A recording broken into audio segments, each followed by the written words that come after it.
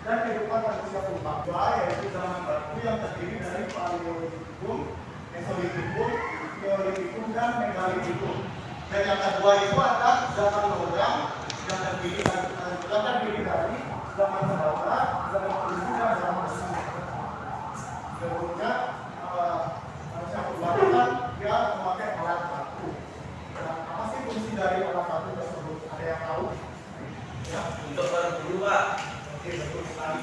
Jadi sejarah menggunakan batu itu digunakan untuk berburu atau mencari makanan.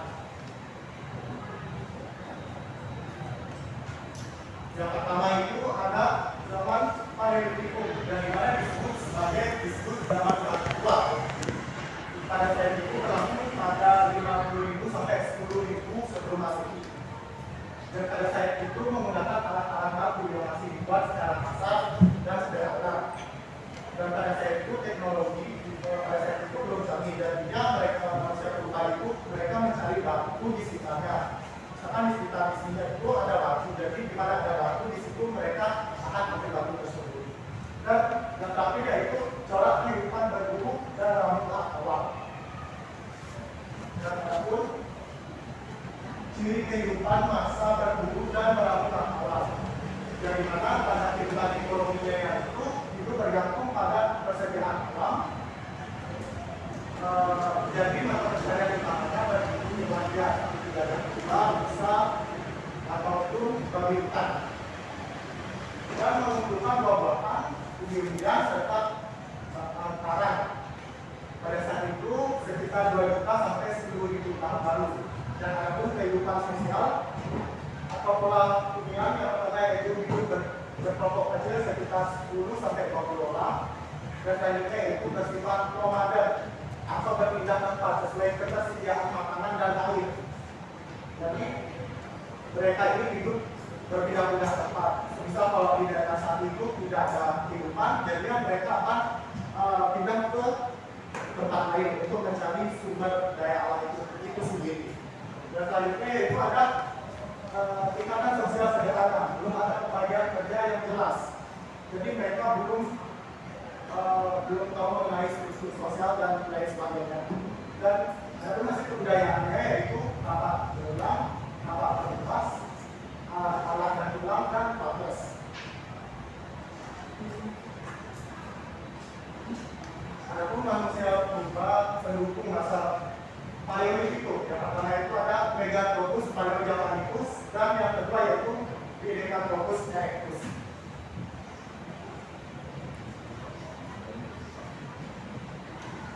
Adapun peninggalan budaya Cina, yaitu ditemukannya tapak genggam dan tapak berimbas. Adapun fungsi tapak genggam yaitu tentunya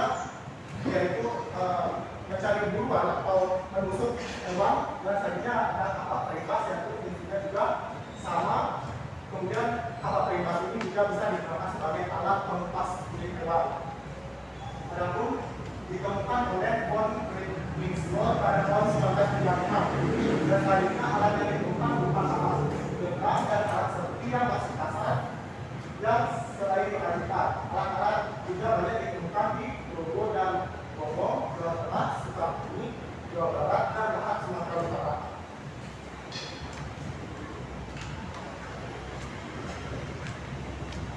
Selanjutnya ada peninggalan kebudayaan Ngandong yang terdiri dari alat dari tulang yang sudah ditajamkan, dan yang terakhir itu ada batas. Dari mana alat dari kebudayaan Ngandong ditemukan di daerah Ngandong, Ngawi, Jawa Timur. Alat yang ditemukan berupa peralatan yang terbuat dari tulang dan satu besar diperkirakan digunakan sebagai alat penunjuk, berarti atau mata obat. Dan alat ini juga sama seperti yang tadi itu sebagai kompas kulit tumbuhan dan hewan.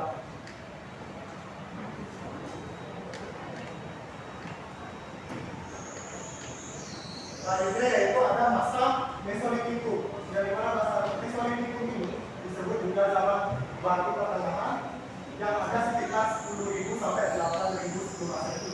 Dan yang kedua, pada saat itu manusia mulai hidup semi berentak di gua-gua yang disebut Abyssal Rock, nama gua tersebut. Dan yang terakhir itu pada masa ini laki-laki berburu dan perempuan juga dijual untuk menjaga anak dan memasak atau yang disebut dengan masa bercocok tanam. Dan adapun dari masa bercocok tanam, dari mana sudah dari food produksi ke food gathering ke food produksi. Ada yang tahu apa itu food gathering dan food produksi?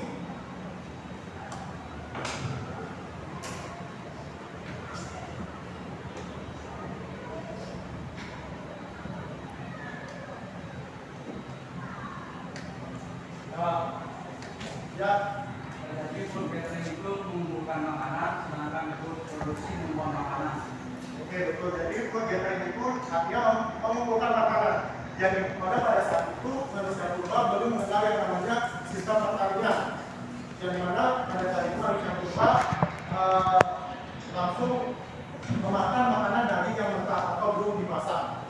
Sedangkan food produksi itu yaitu memproduksi makanan atau mengolah makanan sehingga makanan itu menjadi matang.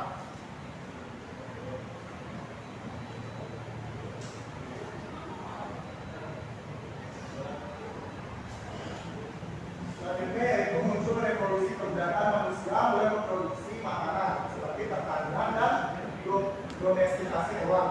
Dan tanaman yang ditanami itu padi, kedelai, talas, serta hasil kebun air. Dan selanjutnya yaitu mulai ada aktivitas bakar. Aktivitas bakar sederhana antara kelompok. Jadi ada yang tahu apa itu bakar? Ya, oke, jadi bakar itu adalah bentukan barat. Contohnya itu, misalkan Pak mau beli mochi misalnya, dulu Pak bayarnya itu pakai daging sapi atau daging ayam. Jadi sistem bakar itu kita itu sama-sama saling menguntungkan, seperti itu. Dan selanjutnya yaitu ada masyarakat hidup menetap dalam desa-desa kecil, yaitu sudah mulai menetap dan tidak lagi berpindah-pindah. Dan selanjutnya yaitu ada masyarakat mengenal pembagian kerja yang sudah Bapak sebutkan tadi. Dan yang terakhir yaitu sistem kekerabatan mulai berkembang, muncul kepala suku yang dipilih karena wibawa. Jadi pada saat itu disebut dengan kepala suku. Kalau di zaman sekarang itu kepala suku itu disebut kepala desa, seperti itu. Dan selanjutnya itu ada hasil kebudayaan, ada blok ekonomi, abrisius dan lukisan dua.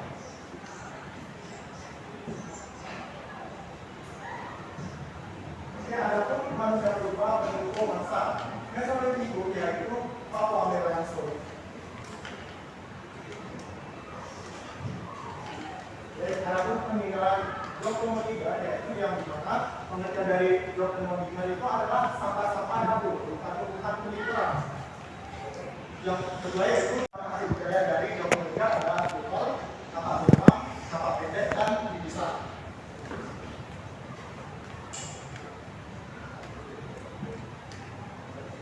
Selanjutnya yaitu ada dua abris source approach, yaitu ada dua sebagai tempat tinggal manusia purba. Ada yang tahu kenapa manusia purba itu memiliki tempat berlindung yaitu dua? Ya.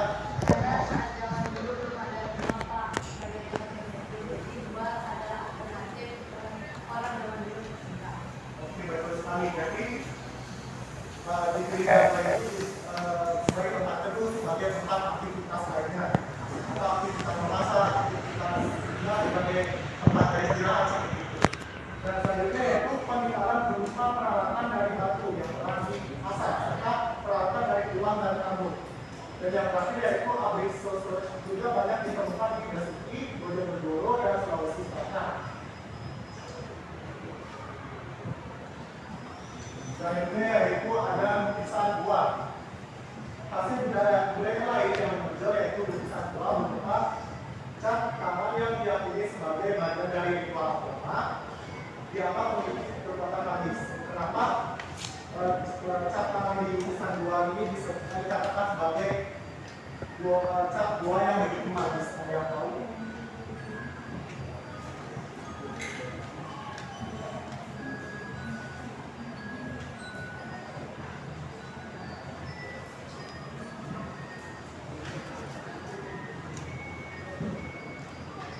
Ada yang tahu kenapa bisa dikatakan sebagai memiliki unsur magis? Ini catatan yang ada di bawah. Ada yang tahu?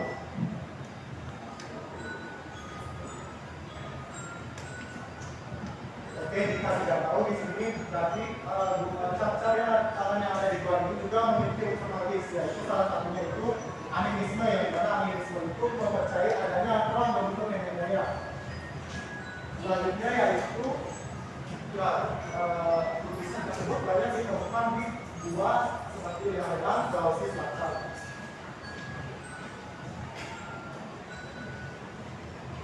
Selanjutnya yaitu ada masa Neolitikum, yang dimana disebut sebagai zaman batu muda, yang ada sejak 10.000 sampai 4.500 sebelum Masehi.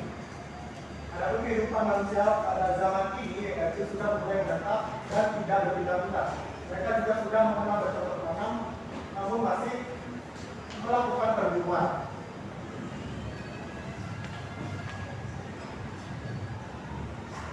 Selanjutnya ada peninggalan dari Mesolitikum, yang mana yaitu tata lonjong atau alat dari batu yang diasah berbentuk lonjong seperti bulat, perlu diperkirakan digunakan dalam menebang pohon.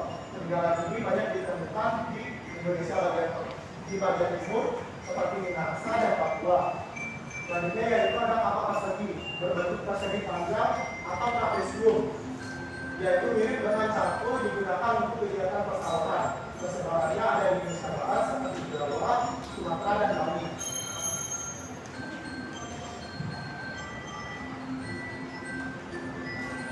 Selanjutnya ada masa Megalitikum atau yang disebut juga dengan zaman batu besar.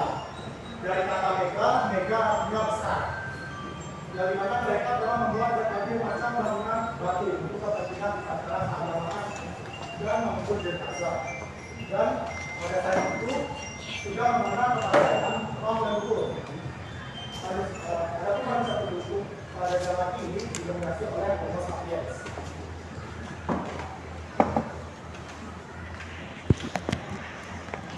Berikut manusia purba masa Megalitikum yang terdiri dari Australopithecus, Homo Majacensis, dan yang terakhir yaitu Homo floresiensis.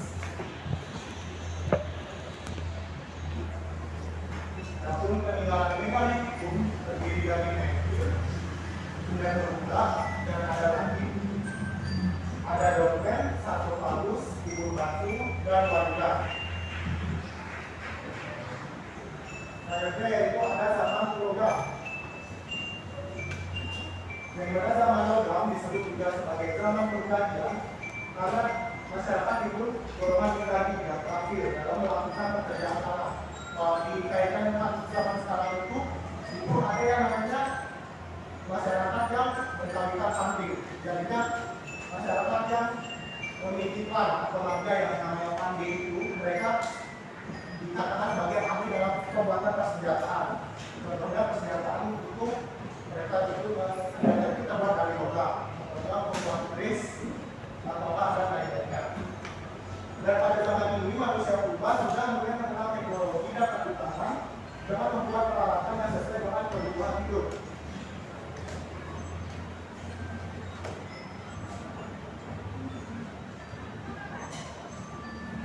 Ini masa pengendalian, karena yaitu kehidupan ekonomi.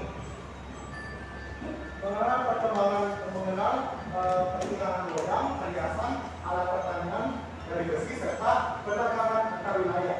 Contoh, situs Pejeng, Bali ditemukan perkara Pejeng menandakan keterampilan metalurgi dan simbol status. Dan yang kedua yaitu ada kehidupan sosial atau pola hunian, yang dimana hidup berkelompok dalam desa dengan stratifikasi sosial. Ada pemimpin, perajin, petani, dan nelayan. Dan selanjutnya yaitu bukti ditemukan bekas pemukiman kuno dengan peralatan pertanian logam di Jawa dan Bali.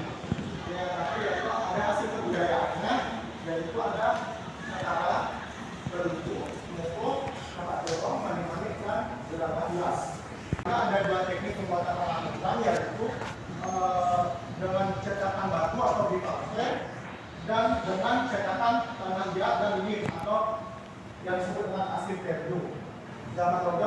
dibagi menjadi 3 zaman, yaitu zaman Pertama, zaman Penunggu, dan zaman Besi. Namun zaman Tembaga tidak terjadi di Indonesia. Ada yang tahu kenapa di Indonesia itu tidak terjadi zaman Tembaga? Ada yang tahu? Oke, karena tidak ada tahu. Oh ya, silakan. Karena belum ditemukan peninggalan. Oke, jadi pada saat itu para arkeolog itu belum menemukan sama sekali terkait benda atau arkeologi mengenai benda-benda pada zaman Tembaga di Indonesia.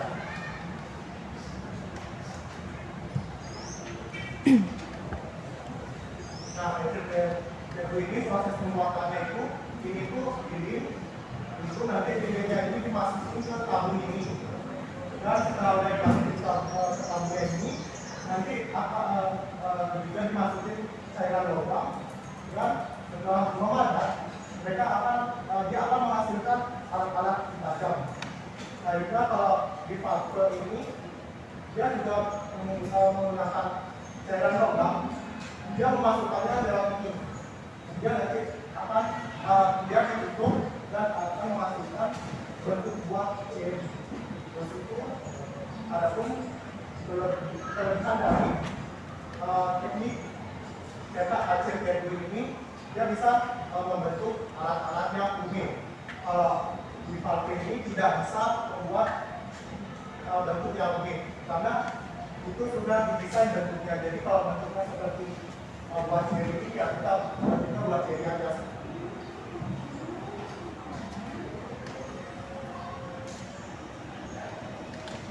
Selanjutnya itu ada zaman Tembaga, dan di mana zaman Tembaga merupakan awal manusia mengenal logam. Tembaga digunakan sebagai bahan dasar untuk membuat peralatan. Indonesia diperkirakan tidak terpengaruh dengan zaman Tembaga, karena sampai sekarang belum ada ditemukan peninggalan sejarah dari zaman Tembaga di Indonesia.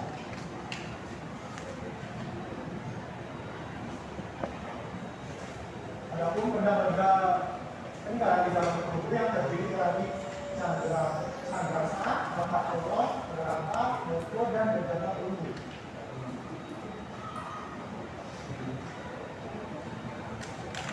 Selanjutnya ada zaman Besi. Manusia telah mampu membuat peralatan yang lebih sempurna dengan bahan besi, yaitu dengan melarutkan biji besi dan menuangkannya ke dalam cetakan. Hasil peninggalan dari zaman besi yang ditemukan di Indonesia yaitu mata kapak, mata sabit, mata pisau, mata pedang, cangkul, dan sebagainya. Mata kapak digunakan untuk membelah kayu, dan mata sabit digunakan untuk mengambil tumbuh-tumbuhan. Atau benda-benda tersebut ditemukan di Gunung Kidul, Yogyakarta, Bogor, Basuki, dan Gunung Jawa Timur.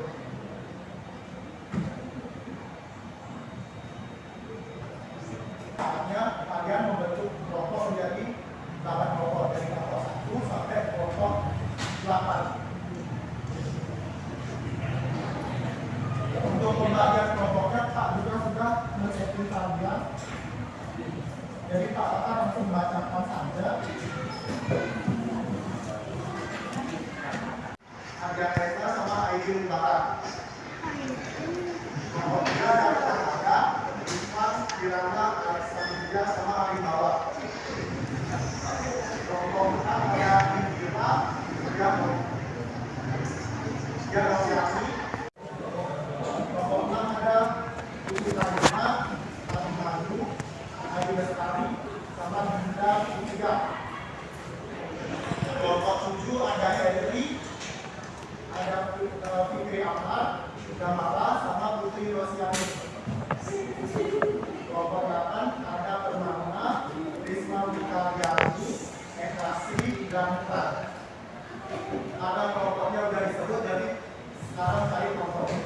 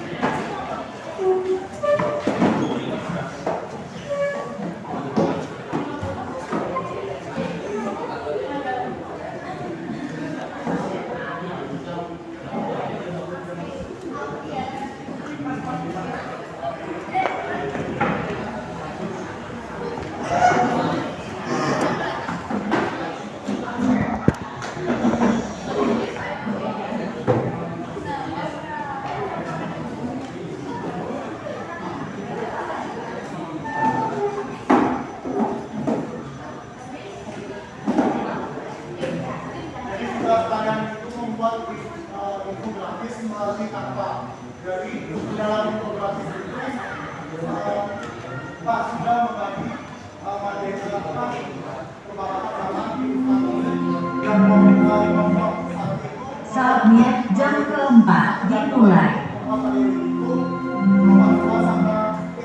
It's time to begin the fourth lesson.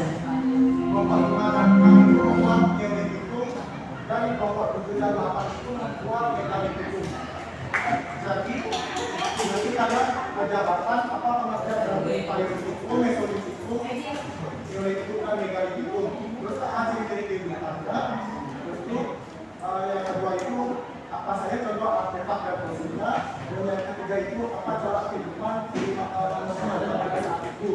Dan yang keempat yaitu ada nilai dan relevansi. Tuliskan 2 sampai 3 nilai yang bisa kalian pelajari dari kehidupan manusia kita.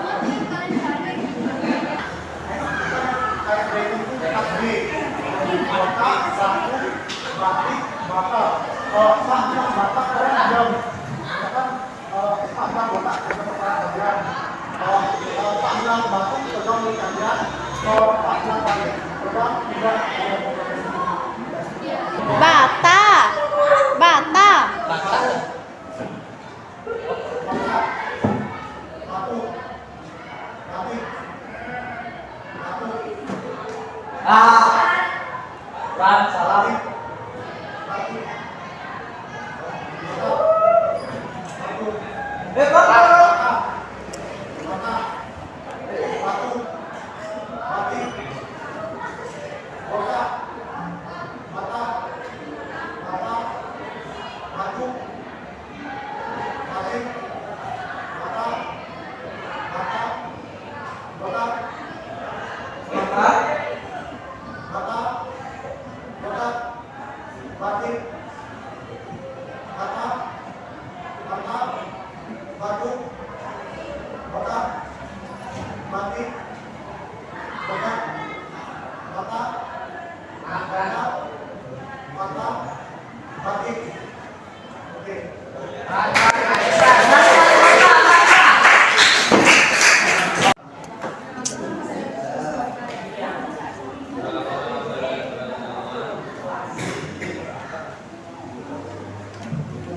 Baik, yang pertama ada pengertian dari zaman megali itu. Zaman megali itu juga disebut zaman batu besar karena ada zaman tertentu manusia sudah bukan batu besar sampai daerah sekitar. Yang kedua ada contoh peninggalan yaitu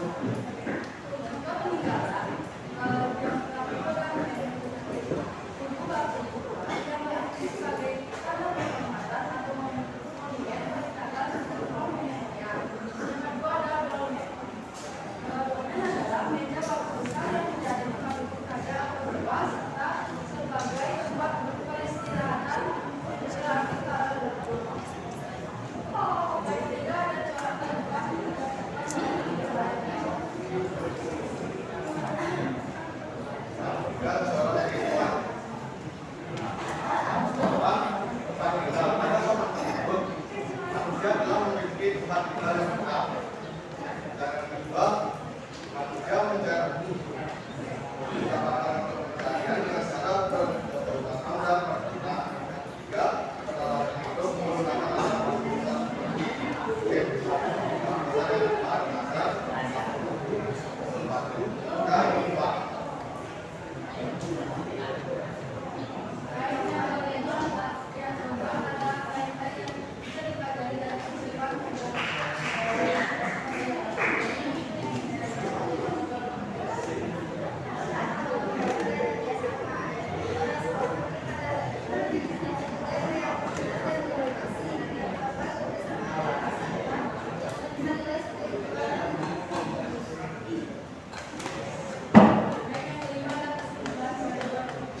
Kesimpulan.